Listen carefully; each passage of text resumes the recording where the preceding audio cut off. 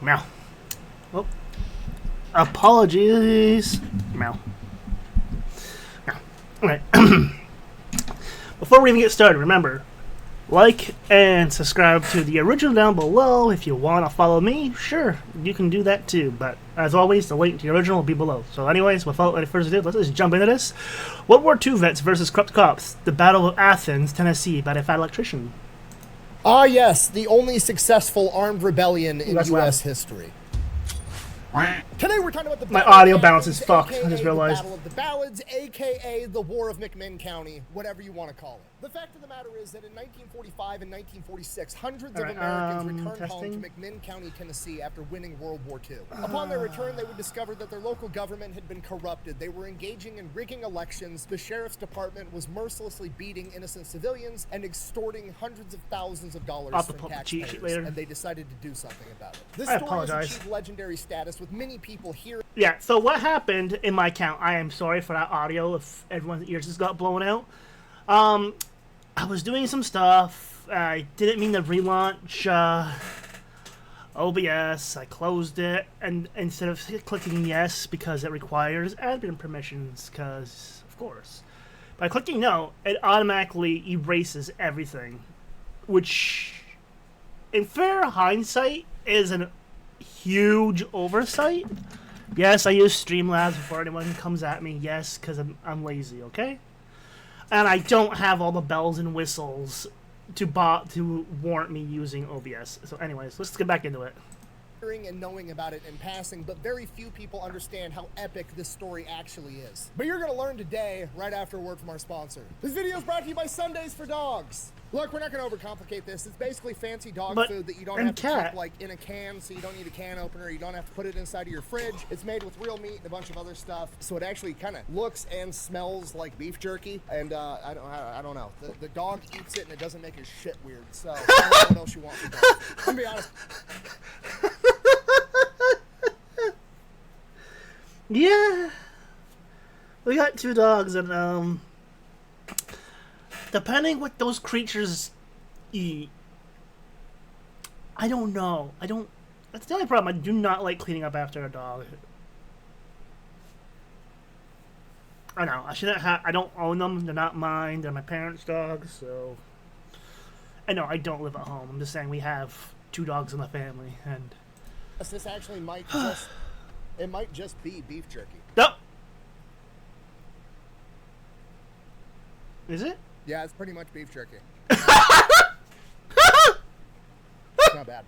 Anyway, for legal reasons, I can't recommend that you eat dog food, but it is technically made with human-grade ingredients, and if we're being honest, it tastes better than pretty much every vegetarian MRE. Not only that, I've had some, oh my god, this is gonna be a tangent now, because, I'm not gonna name the company, but I've had some dried meat sticks, we'll say, and they absolutely kind of taste like dog food. And I don't know if that's like just the flavor of them or how they do it, but it doesn't taste great. I'm not gonna name the name, but there's so many other different like no-name mom and pop shop brand meat sticks out there you can get that are dried, basically these dried sausages essentially, and they have better flavor. I'm sorry, I'm going off on a tangent today because clearly I'm awake. So if you want to check it out, I'll have a link in the discount code down below. Let's get back to the video. Crump. Right, sit down, shut up. This is complicated, so pay attention. All right, our story begins in 1910 when a man by the name of Edward Crump becomes the mayor of Memphis, Tennessee. Upon becoming mayor, he sets out to build a political machine. The way he does this is he's willing to look the other way for illegal gambling and alcohol operations as long as they're willing to pay a large protection fee to Mayor Crump. He then uses that money to influence other elections, effectively having all the other politicians and judges and elected officials in his back pocket. Anybody that dares to go against him is absolutely crushed. If you're a local businessman and you don't agree with him and you're not willing to play by his rules, guess what? You're going to have no parking signs in front of your entire store. If that's not enough, on one occasion, he actually had the police department stand outside somebody's store and search every customer when they went in and when they left. And if that wasn't enough, he would have city inspectors go in and find out that, oh, your business isn't up to code. we're going to have to shut you down. And more often than not, there was So he's no corrupt. legal recourse because he owned the judges too. Over the course of decades, this would expand throughout the entire city of Memphis and then the entire Shelby County. I can see where this is going already, I think. But I have an idea. I think this dude's going to rise to power, and then the people are going to have enough and say, nope, we had enough of your shit. The area of the most populated county in Tennessee, and then it would spread throughout the entire state of Tennessee. By the late 1920s, Crump was literally known as Boss Crump, the king of Memphis. What, you some type of pimp? I mean, look at him. He even looks like a 1930s silent movie villain. Anyways, by the 1930s, Crump has essentially the entire state. Not even a 1930s villain. He looks like a modern day villain too. Like. In his back pocket. Absolutely everybody. Politicians, sheriffs, elected officials, judges, all of it. And in 1936, he backs a man by the name of Paul Cantrell to be the sheriff of McMinn County. Now, Paul Cantrell wins by a landslide, A, because he's backed by Crump, but B, he also runs on a really, really good platform that he was going to put an end to fee grabbing. Now, I can't take this guy's name seriously because of Paper Mario 1,000 Year Door. If you know, you know. Point in time, the sheriff's department wasn't paid by taxpayer dollars. They were almost exclusively paid for by the fines that they collected. Now, that sounds crazy to us today because it is crazy for obvious reasons. You are now putting a financial incentive to law enforcement to arrest and fine as many people as possible, and in a lot of places, that's exactly what happened. So, I don't want to say where I'm from, but it kind of sounds like when they have to make their quota, fines tend to happen a lot more, is all I'm saying. Cantrell came along and he was like, I'm going to put an end to that because it's obviously ridiculous, which is a good thing to want to put an end to. He said, you know what? I'm going to take a $5,000 a year annual salary, and that's going to be it. And I'm only going to fine and charge people and arrest people when they deserve it, and I'm not going to do it to make more money. That's a great platform and a just cause, so he wins. And then after winning, he decides, I'm not going to do that. Of course. So the County government steps in and is like, no, you ran on that platform. We're going to go ahead and make it a law that you're going to take this $5,000 a year salary, just like you said you would, and that's going to be that. So Cantrell ends up filing a lawsuit suing the county, and he wins because he's backed by Crump. So now he's allowed to keep fee grabbing, and he takes it to an absolute extreme. Anybody that was arrested for anything was charged a minimum of $16, and that was the fee for getting arrested, getting driven to court, being booked, going through the whole process. $6 went to the arresting officer, and the other 10 went into the sheriff's department and the court system. To put it into perspective, $16 at this point in time is about $300 today. And they were arresting anyone for anything they felt like, including drunkenness. They would literally just walk somewhere and be like, hey, you look drunk, you're under arrest. This is the 1930s. There's no breathalyzer. Yeah, I was going to say, this is like the old times, so there was no way to prove otherwise. Like, you look drunk.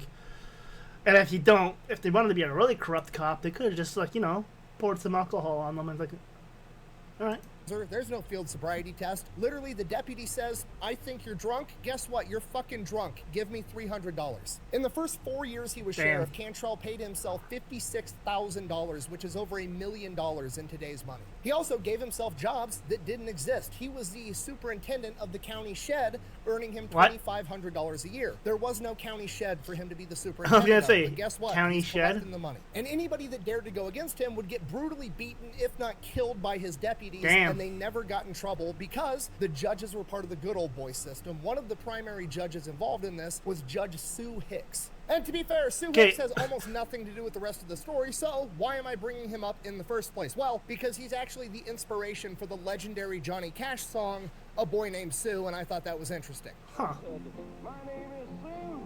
How do you do? Are you gonna die?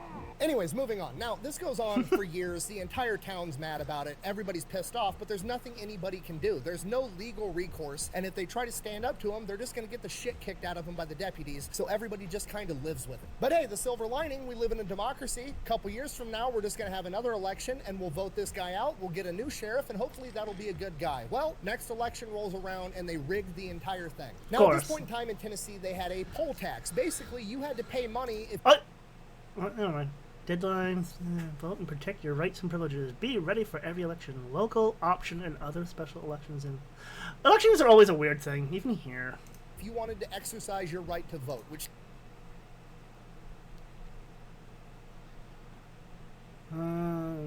Interesting. 1939, geez. State tax, $1. Country tax, $1, $2. I don't know how much that is. Sounds crazy to us today, but that's how it worked back then. And it also wasn't that big of a deal at this point in time because usually the Democrat and Republican parties were willing to pay the poll taxes for the voters to show up and vote. So basically, the party was fronting the bill for people to come in and vote. But the problem was is that you had to go pay your poll tax prior to the day of voting. So you had to go pay your poll tax and then have the valid receipt showing that you paid your poll tax and turn that in when you went to vote. But you had to pay that poll tax like months in advance. So what they would do is they would never publish or put out to the masses when the deadline to pay your poll tax was, unless you were in the know and they knew how you were going to be voting. Then they would let you know, hey, you got to buy your poll tax by this time. So they were essentially disenfranchising anybody that wasn't on their side. On top of that, dead people voted. People that didn't exist voted.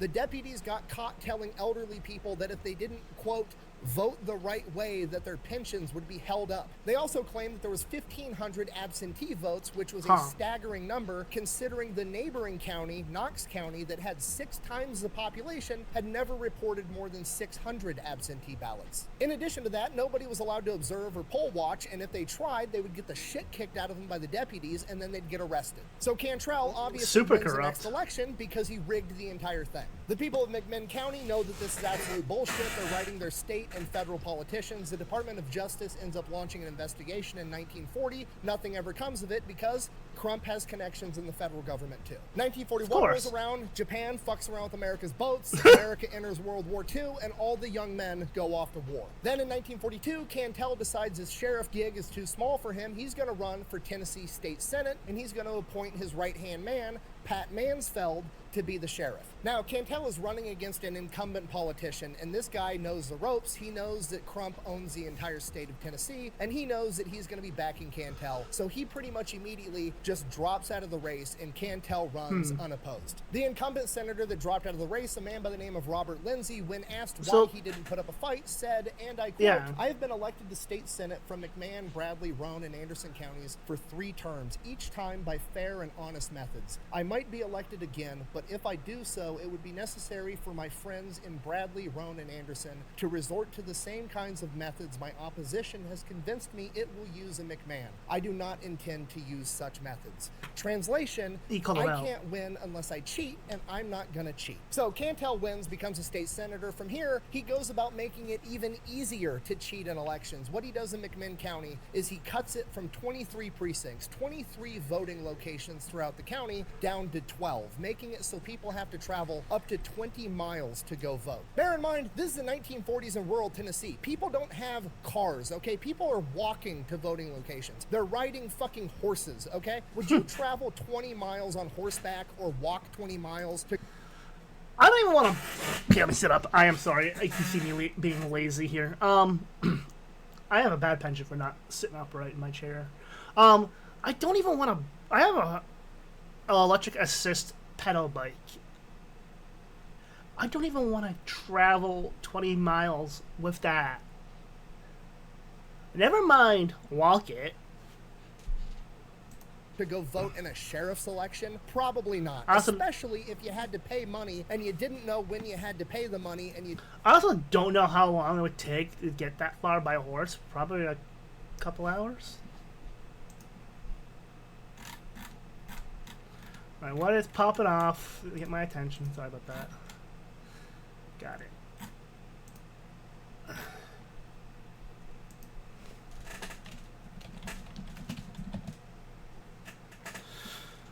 You don't have the fucking receipt. My English down there, it ain't worth it. In addition to that, now that he's cut it down to 12 precincts instead of 23, now he can have more armed thugs there to intimidate people as they go to vote to make sure they're voting the right way. From here, 1942 election rolls around. They rig the entire thing. Pat Mansfield wins. DOJ investigates. Comes up with nothing. 2 years later, the same exact thing. 1944, they rig the election. DOJ investigates. Nothing gets done.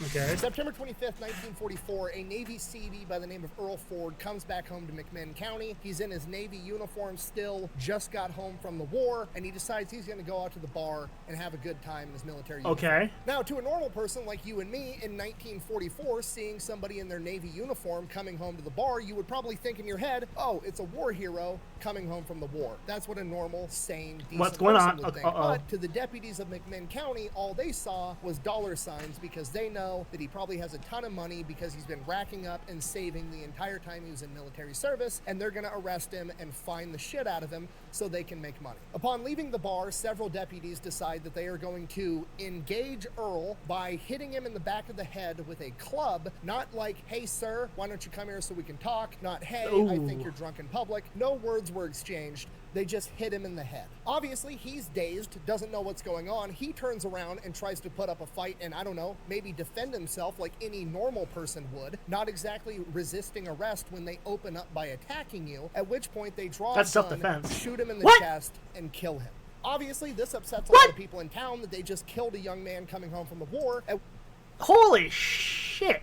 That's gonna piss off the bee's nest, as the expression I would say. At which point the deputies claimed that he pulled a knife on them and tried to stab him, and they were forced to shoot him. None of the witnesses that were there corroborated that. He was in a Navy uniform that didn't have pockets, so they don't know where he would be able to conceal a knife. And when they asked where the knife was after the fact, after shooting him in the chest, somehow the knife that he would have had in his hand trying to stab the police officer allegedly wound up behind him and underneath his dead body. And of course, the deputies get away with it. The deputy that shot him didn't even get fired or reprimanded because he's one of the boys of the political system, and that's the way this shit works. We make our own luck.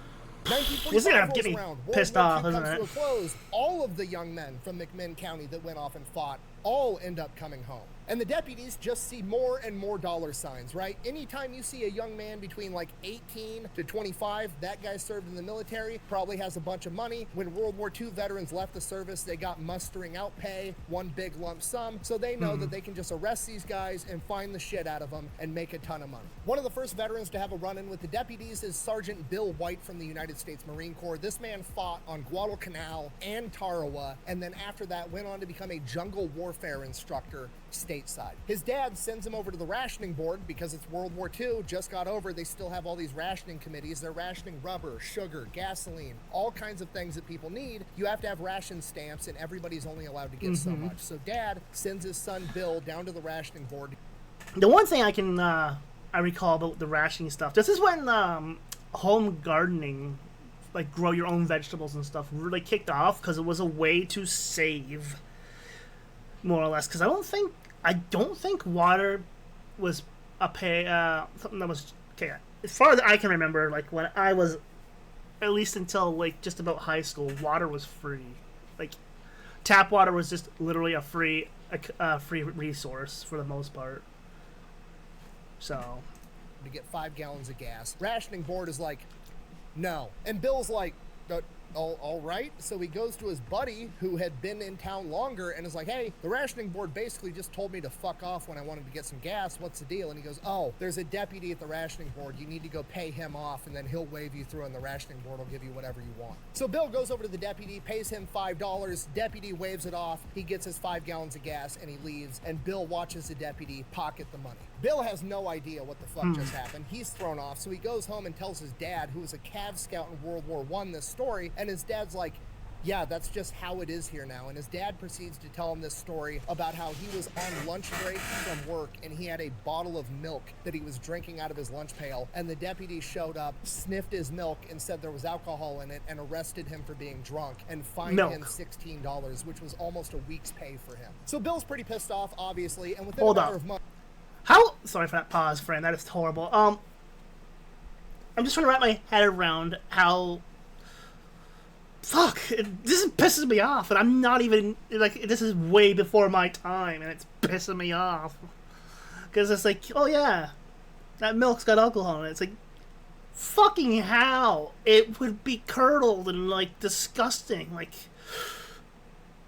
God damn it, it pisses me off. Pretty much every veteran that had returned home from the war was equally as pissed off because they were all being targeted by the sheriff's department because they knew that they had money. The deputies got so bold that they would go into bars, not wait outside for them to stagger out drunk. They would just go into bars and start arresting people for being drunk inside of a bar. On multiple occasions, they would walk into a bar if there was like a dance or a big event and just arrest absolutely everybody there. Not because they were doing anything wrong, just because they wanted to get the money. So the veterans understandably started to get pretty pissed off, and they would just start drinking in private. They'd have their own private parties that the deputies didn't know about, so they could hang out with their friends in peace and not get arrested all the time. So all the veterans obviously wound up becoming really close friends. They all got together, they'd drink in private, they'd swap war stories. There's a guy by the name of John Fry who said he became the most powerful man in France for a couple weeks when his unit overtook a cognac distillery and he had all the liquor in France. So he was like, you know, the most powerful guy around, wheeling and dealing with all of his booze. Carl Anderson told the story about how a German officer threatened to cut his finger off when he refused to give him his wedding ring.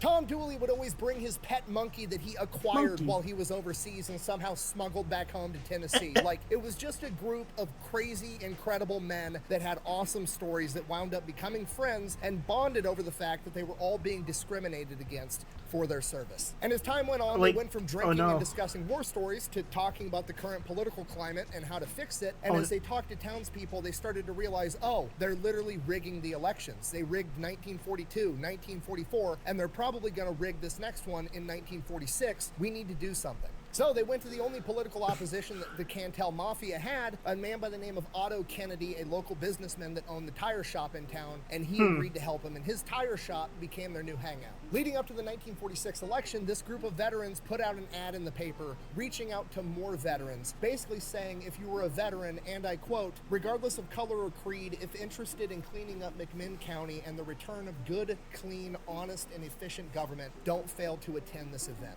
Hundreds of veterans winded up showing up to this event, and they essentially pitched the idea to this crowd of veterans like, hey, look, regardless of whether you're a Democrat or a Republican or the color of your skin, we can all agree that this is fucked up and we need to restore order. We should band together and form a GI ticket, and we will run against Cantel and all of his men and replace all of them. And they all agreed, and they picked their candidates. Sergeant Henry Knox, who had served 40 months overseas, agreed that he would run for sheriff. Major Frank Carmichael volunteered to run as treasurer. Captain Bill Hamby was going to be the clerk of the court, and Captain Charlie Pickle was going to be the register of deeds. They had just selected the GI cleanup ticket, and their slogan was going to be, your vote will be counted as cast. And they chose that as their slogan because they knew they didn't need to win over the voters. Those voters would vote for anybody that wasn't part of this corrupt political machine, and the real struggle was going to be convincing the voters to show up and vote, because by this point in time, over the course of the last decade, they'd been so demoralized into knowing that no matter what happens, they're going to rig the election, they're going to take my money. If I show up, I'm just going to get harassed by armed gunmen and arrested, and then I'm going to have a target on my back. I'm just not even going to go vote. That was the real struggle. That was the hurdle they needed to overcome, was convincing the populace of McMinn County that this time democracy was... It's kind of, I don't want to say it, but it's kind of how I feel about voting now. It just feels like, okay, I voted, but like somehow when I get the news and the results and stuff, it's like, how did this freaking clown win? Like, whatever, I'm just tired of the system, feeling like it's broken still to this day. Was going to work. They were not going to let them rig this election. These young men went across the world and fought for democracy and won, and now they came back home. They're going to fight for it again, and they're going to win again. And the veterans went absolutely ham trying to prove this to every single person in McMinn County. They literally went to every single door in the entire county and had personal conversations with every single person. Almost every person in McMinn County had personally met at least one member on the GI ticket and spoke to them in person. Felix had acquired a Piper Cub airplane somehow, and they were literally crop dusting pamphlets over the town for the GI I don't think ticket. you can do that they anymore. They had trucks rigged up with loudspeakers, and they would drive around town telling everybody, show up, vote, your vote is going to count this time. And after a while, it started to work. People started to believe that their vote was actually going to count this time, so they went, they paid the poll tax, they got their receipt, and what the deputies did in retaliation was they would go out and they would arrest veterans, and when they arrested them, if they had their poll tax receipt on them, they would confiscate it and not not give it back, so they couldn't vote. So they started reaching out to the bigger government. They wrote to the governor, they wrote to the attorney general, they wrote to Washington, D.C. One person even went as far as to tell the attorney general, if there's bloodshed this year, it's on your hands. And nobody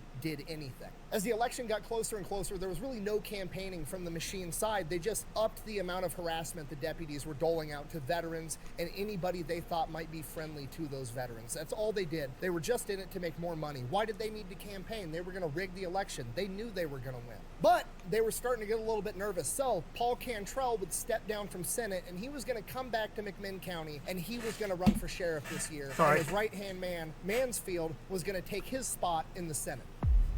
Election day. All right.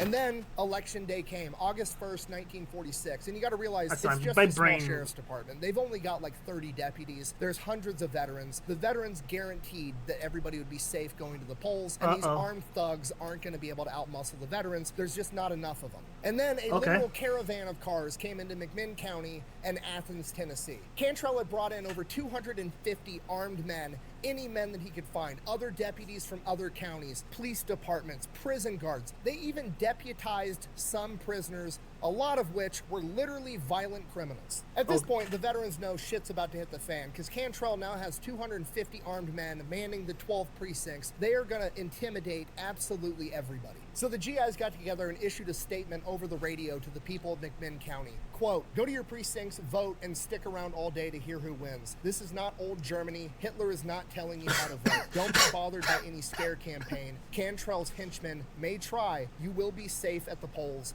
and your vote will be counted as cast. The polling locations open up at 9 a.m. and in Athens, Tennessee, the county seat where most of the voting is going to be taking place, there's 3 voting locations: the Dixie Cafe, the Waterworks, and the courthouse. And at every single location, there is hundreds of people standing outside at 9 a.m. waiting to vote. Lines literally wrapping around the block. This is going to be a record-breaking election. And as soon as the polls open, shit hits the fan immediately. The armed thugs are intimidating everybody. They're only letting people in small groups so they have control and intimidation. They're not letting anybody stick around to poll watch to make sure things are being done correctly. They're actively rigging the election, and everybody knows it. And then one of the deputies by the name of WWII decides he's not going to let an elderly black gentleman by the name of Tom Gillespie vote. Tom isn't putting up with it. He's put up with enough shit his whole life. He's a black guy in the 1940s in the South. Like, he's seen some shit. He's not putting up with shit from this deputy. So he's like, no, I'm going to vote. It's my right. He goes to do it, and WWII proceeds to assault him with brass knuckles,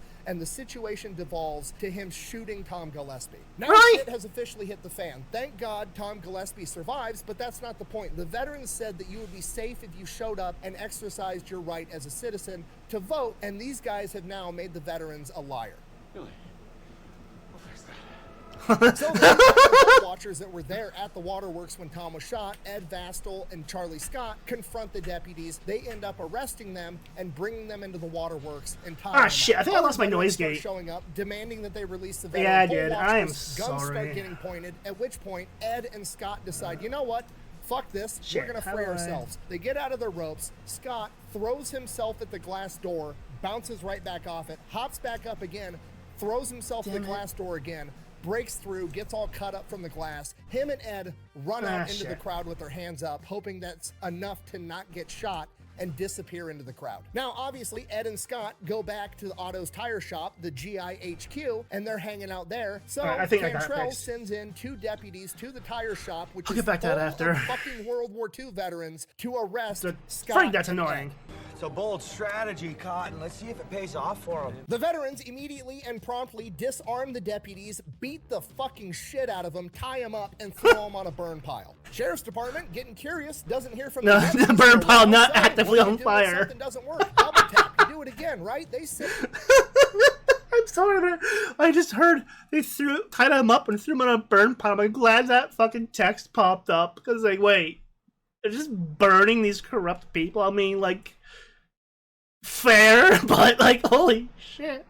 Send 2 more deputies out to investigate. What a stupid son of a bitch. Get the shit kicked out of them, tied up, thrown on the burn pile with the other 2. Sheriff's Department doesn't hear from those guys for a while. That's fucking weird. Maybe we should send some more sheriffs out there to investigate.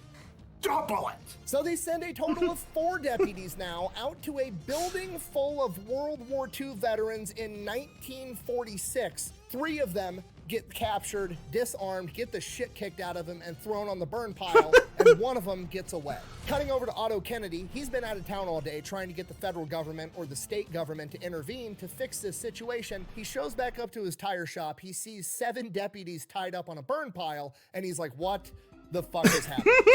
Explain everything, and he's like, nope, I'm fucking out. I didn't see anything. I don't know shit. I'm going home.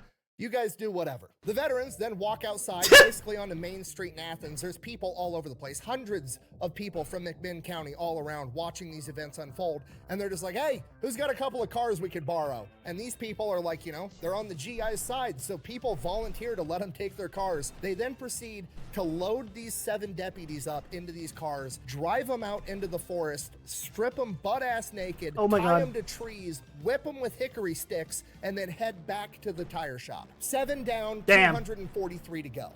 I'm sorry. Ow! I hate you. You're awful.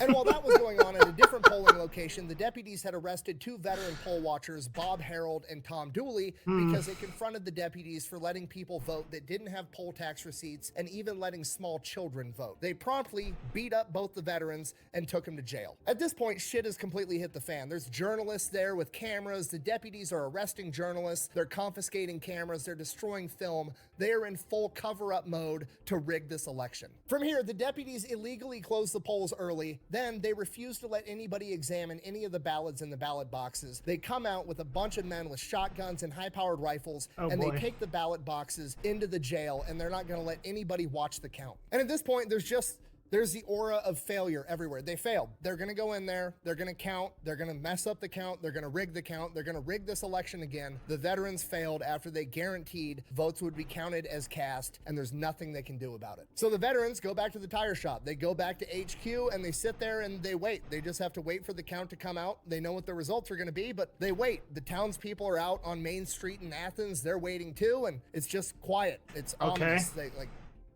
They lost. And then finally, Bob White stands up, the one from earlier, the Marine that fought in Tarawa and Guadalcanal. He's got a Purple Heart from being shot through the hip in combat. He is a jungle warfare instructor in the United States Marine Corps, and he's had enough of this shit. He stands up and delivers an impromptu speech, and I'm paraphrasing, but in essence, he essentially says, you all went overseas for 4 or 5 years of your lives and fought tyranny across an ocean, and now you're all just gonna sit here in silence and live in tyranny in your own home. We're not gonna put up with this shit. Damn. Go home, get your guns, and meet back here. Oh no! The veterans get up, they go home, they come back with their guns.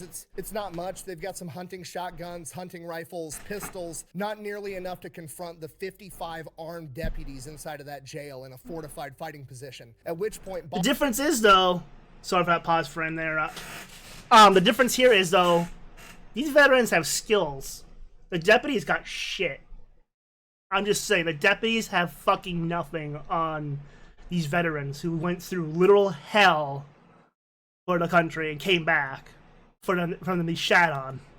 So, the proverbial shit, even though he said it's hit the fan, it's about to really hit that fan and go everywhere. Bob decides we're gonna need some more firepower. From here, they get up and they head over to the National Guard Armory. There's one guy from the National Guard there holding down the fort. They show up with guns and they're like, fork over the keys. He's more than happy to do it, gives them the keys. They go in, open up the armory, take a bunch of rifles, Tommy guns, pistols, ammo, everything they want. From here, the accounts vary widely on how many armed veterans were there. Bob White said he had about 60 men under his command, but there's some people saying that there was hundreds. There's even a couple accounts saying that there was as many as 2,000 armed veterans. I think that person was thinking the overall crowd in general, because the whole town is there watching. From here, the deputies go out, they completely surround the jail. The sun's going down, so they shoot out all the street lights so that the deputies aren't going to be able to see where they're at. Oh my God. They get keys to all the surrounding buildings. And they are literally creating, like,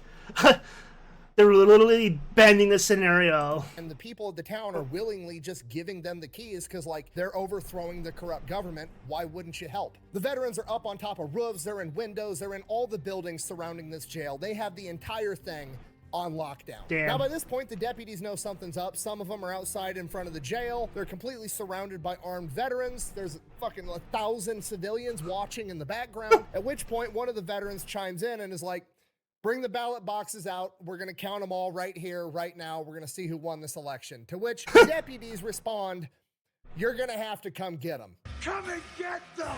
At which point the veterans respond, Well, okay. all you hear is safeties on guns click off as all the deputies hear that. They run and dive for cover, and the veterans open fire on the jail. Some of the deputies get hit. They're hiding behind cars, limping for cover. The rest of the deputies run inside the jail and take cover. They start returning fire. All this. I mean, a jail is a nice fortification as defense, but it's not really designed to keep people out. It's designed to keep people in. So, you know. Civilians are scattering in the background, not really leaving the scene. They're trying to find somewhere safe because they also want to watch this shit unfold, and it's just chaos. Man, From here, a pretty fucky. intense firefight ensues, but the jail's basically impenetrable. It's made out of brick. All the veterans are behind covers. Not a lot of people are getting hit, but some people are getting hit by ricochets, birdshot, other things like that. As this firefight unfolds, the townspeople kind of get acclimated to being in a firefight, I guess, and get a little bit more brazen and start watching a little bit closer. Some of them take it upon themselves to go and vandalize all of the cop cars and overturn them. Veterans are flipping cars for more cover. It's just a complete shit show. After a while, the initial firefight dies down and it just kind of devolves into a standoff where they're taking pop shots at each other back and forth. Inside the jail, Cantrell and Mansfield are shitting their pants. They're on the phone. They're calling up the National Guard. The National Guard's getting ready to mobilize. They call the sheriff of Polk County asking for backup. He promptly responds, "What are you, fucking crazy? No, get out of here. You did this to yourself. You fight a bunch of World War II veterans." No. No, So that guy's got. Otto Kennedy. I'm sorry, that guy's got this. That guy's got brains. He's like, you know what? No, I ain't doing that shit. I'm not trained to handle that. No, fuck that. I'm out. He picks up the phone, and Mansfield, still trying to sound tough, is like, "Otto, your boys are down here shooting up the jail. You need to come get them, or we're gonna take care of them." To which Otto responds, "All right, go get them." Hangs up. Wait, what? He just hung up on me mid-sentence. One of the veterans ends up finding out that the National Guard got called and they're gonna mobilize, so he notifies the ringleader, Bob White, and Bob White is like, "All right, first things first, we're gonna go cut the phone line to the jail so they can't do that Oh my shit God. again. Also, don't tell anybody else. It's gonna take hours." Yeah, I'm kind of surprised they didn't. Sorry for a terrible pause frame, but it's just like, usually you would try to disrupt. Well, I guess they were trying to hopefully resolve this peacefully and like, you know, didn't want to escalate shit. But I mean, I guess cutting enemy communications in this case is just, well, you know. Hours for him to get here. I don't need you making everybody scared. Keep that shit under wraps. From here, Bob's kind of like, okay, well, National Guard's going to show up eventually. We should probably hurry this shit up. We should have a couple of hours. Let's go get some gasoline and some glass bottles and make us some Molotov cocktails. See if we can't convince them to leave the jail. So the veterans make Molotov cocktails, Convince, throw air them at quote. the jail. It's a brick building, not very effective. Fire burns out, not a big deal. At which point, one of the veterans is like, "I work for the county and we got dynamite in the county shed. Oh my God. Go get it." Fuck yeah, I do. Well, they're gonna get the dynamite. They go and start rendering aid to some of the deputies that have been shot. I mean, they've been laying there for a couple hours moaning and groaning at this point. One of the veterans actually gives a direct blood transfusion to the deputy, despite the fact that he's, you know, the enemy. It's not really his enemy. Yeah. He's just doing what he has to do. And I think this is a cool part of the story where it's like, the veterans didn't want to do this. No, they were didn't. driven to do this. They want to cause as little damage as possible, and they're still caring about their enemy. Around the same point in time, an ambulance pulls up to start rendering aid. The veterans are thinking, okay, they've got some, you know, injured people inside the building or whatever. We're going to let them get their injured out because, you know, we're trying to do the right thing. We're good guys. And sure enough, Paul Cantrell and Mansfield take the opportunity to slip inside the ambulance and make a clean getaway, leaving all their henchmen behind. Nobody really realizes that at the time. The ambulance takes off. The dynamite shows up. They then proceed to blow up Mansfield's car. The crowd erupts in cheer. They love this shit. At which point the veterans yell into the jail like, "Come out or we're gonna start blowing this shit up." They respond with a couple of pop shots. Cool. Band 3 sticks of dynamite together, throw it onto the porch, blow the entire porch off the jail. After the smoke from that settles, the GIs yell in. The next one's coming through the window, at which point the deputies, you know, the boss has already fled. What the fuck am I doing here? They're like, "Okay, stop shooting. We'll come out." The GIs are like, "Cool, come out with your hands up. We're all good." The deputies all file out with their hands in the air, begging not to get shot, at which point some of the GIs are like, you know, maybe we should shoot them. And the crowd is like, fucking shoot him. The GI's like, no, we're not fucking murdering people. Knock it off. So nobody ends up getting shot. Cantrell and Mansfield. Maybe we should shoot him. Crowd, do it. Come on. It's just like, holy shit. They got a taste for blood. Are missing. They refused to tell him where the hell they went. They found out later that he escaped in the ambulance. God damn it! Now at this point, you gotta remember, there's 2,000 civilians that have been getting the shit kicked out of them for the past 10 years by these deputies and being extorted, and the crowd kind of, you know, moves in and has their chance to return the favor, which they absolutely do. And Wendy Wise, the man that shot the elderly black gentleman earlier, got a special amount of attention. He did end up surviving, and he later said that there was no hard feelings. Why would I have hard feelings? I'm still picking pieces of your ass out of my boot.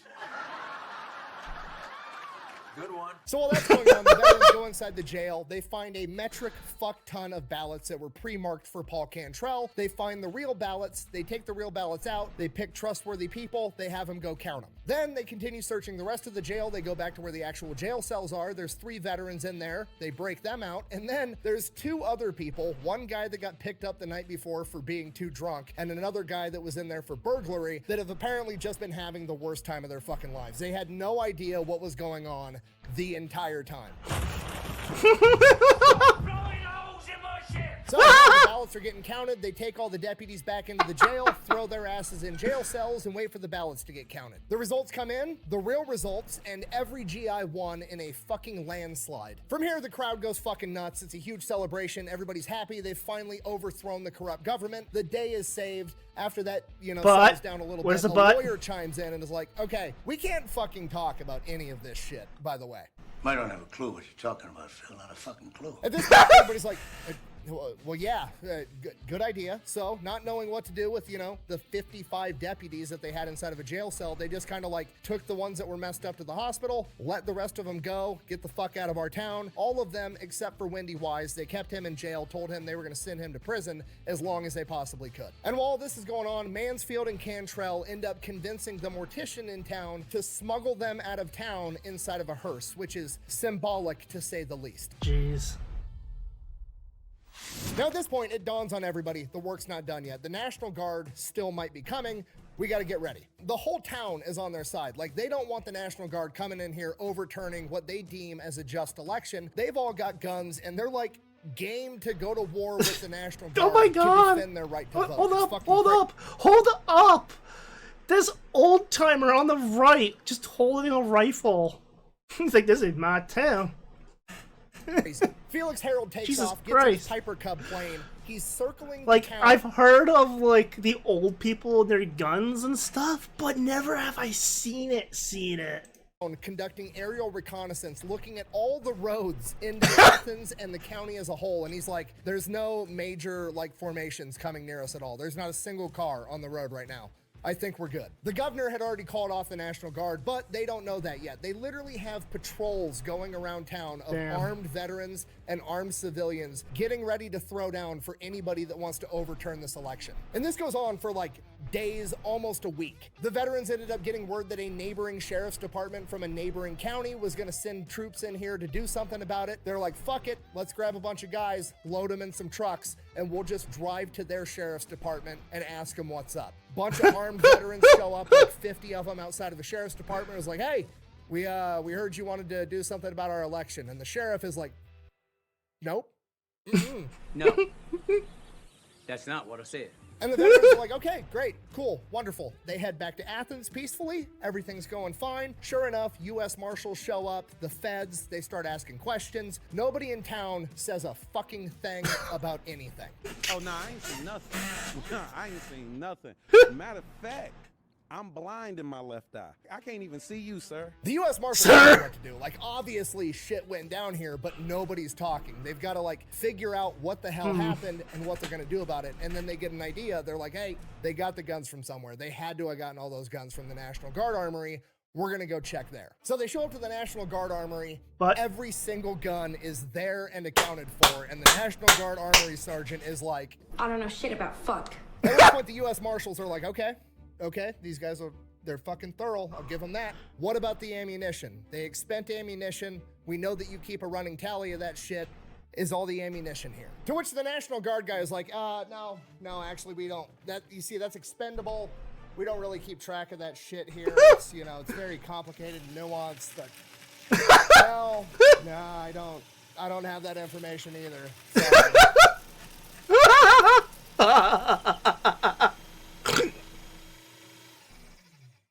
Anyways, have a nice day. The U.S. Marshals are like, I have no fucking idea what to do. I have nothing to go off. So they just kind of fuck off. And then Judge Sue Hicks orders an investigation into every possible crime committed by everybody. The investigation yields absolutely nothing. He even gets the National Guard to conduct an internal investigation as to whether or not the weapons at the armory were used. And the National Guard is like, nope, definitely not used at all. Ultimately, the governor ends up stepping in and is like, okay, just we're done with this. We're moving on. The GIs that won their elected post.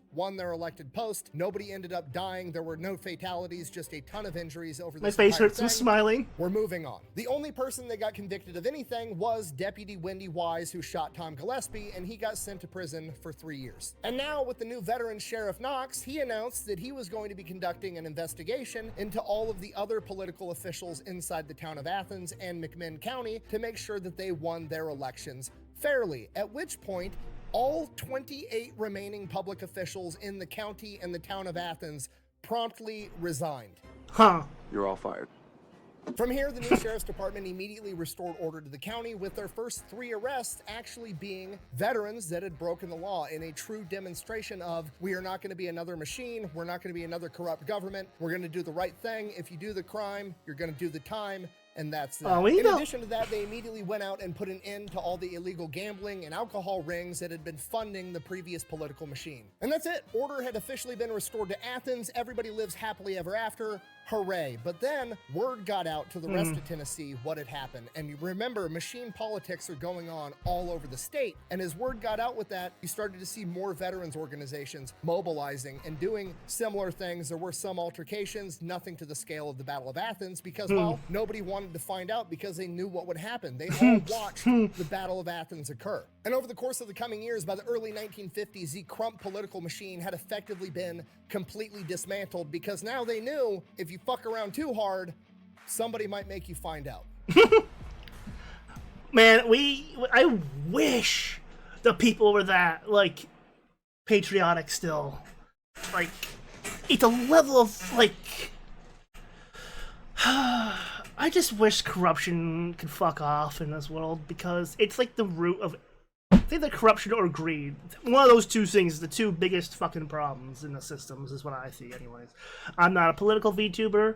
I don't really understand politics, but I do understand when shit is not working, it doesn't work. So I do understand that much, despite my brain being like nearly completely cooked. I apologize also for the audio of this, because I did not realize all my audio settings got reset, so if the audio is really bad, I apologize, and I'm going to reset all those settings and get everything working again.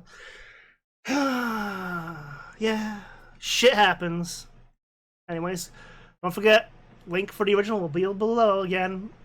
Don't forget to like them, because liking the Fat Electrician and buying his merch means he can keep giving us more war stories and more history lessons, because I love it. We love it. Man, this guy's like the history teacher, like how Bill Nye and the Mythbusters were the science teachers. Anyways, that's it for now. Bye.